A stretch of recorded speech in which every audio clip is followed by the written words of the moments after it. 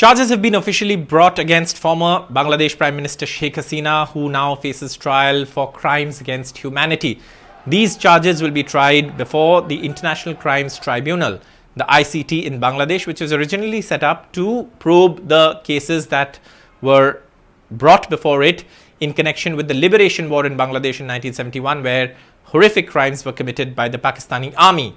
Now, obviously, at this juncture, the ICT has been reconstituted after the interim government led by Mohammad Yunus came to power. And what we know is that the interim government will, of course, go after Sheikh Hasina.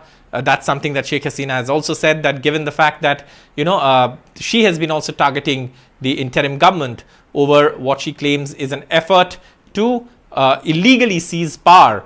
And she claims that Mohammad Yunus, the chief advisor of the interim government, is someone who's a pawn in the hands of foreign powers. Now, Mohammad Yunus has responded pretty sharply to that allegation.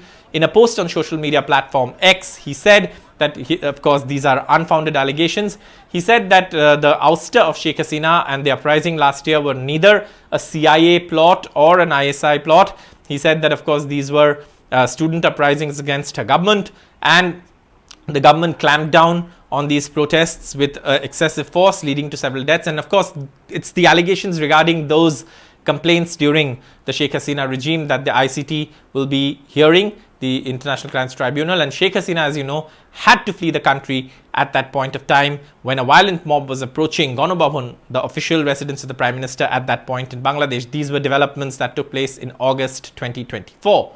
Now, today, of course, formally the charges were brought against Sheikh Hasina and her then Home Minister, and also a top police official at that time. These, like I said, are charges related to crimes or allegations of excesses that these security forces conducted, while, of course, the security forces were quelling violent protests in Bangladesh. And, of course, like you know, Sheikh Hasina had to flee her country as a violent mob approached Ganobabon in August 2024 last year. Now, why has Mohammad Yunus had to come out and claim that, this is not an ISI plot or a CIA plot? He said that in a social media post on X. Well, because Sheikh Hasina also has been alleging that Mohammad Yunus is a pawn in the hands of foreign powers. And of course, she was ousted from power because she refused to hand over the St. Martin's Island for a military base. Mohammad Yunus has now, in a social media platform on X, come out and said that this was neither a CIA plot nor an ISI plot, that, these were student uprisings that were, coming up against Sheikh Hasina. And, of course, she has also quoted some UN report as well to justify his claims. But the Sheikh Hasina, of course, has been saying that Yunus is is a pawn in the hands of foreign powers. In fact, Yunus faces allegations of desperately wanting to cling on in power before holding, in spite of, there being every possibility of holding elections. The BNP, the main opposition party during the Sheikh Hasina regime, has also said that Yunus should hold this elections by December. But Mohammad Yunus has given a vague timeline of December to June. Now, this is something that is not acceptable to the BNP as well. But obviously, the Awami League, which Sheikh Hasina led, and which was in power till August 2024, has been banned from contesting the elections.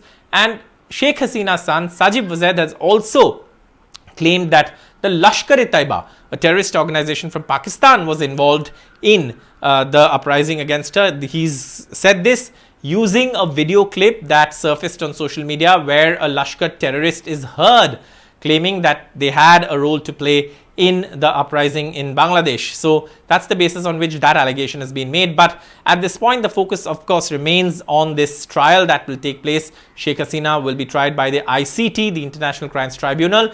If convicted, she could face the death penalty. But obviously, political happenings in Bangladesh are heating up. Mohammad Yunus is under pressure. He is, of course, clarifying through that social media post on X as an example today. But again, all eyes will be on these trials as well, which will be telecast live as the ICT tries the former Prime Minister of Bangladesh, Sheikh Hasina, for crimes against humanity, amongst other charges. For more such videos, stay tuned to NDTV's YouTube platform, where we bring you the news with the context in which it is taking place and go beyond the headlines. For all the news and updates, stay tuned to NDTV. Thank you so much for watching.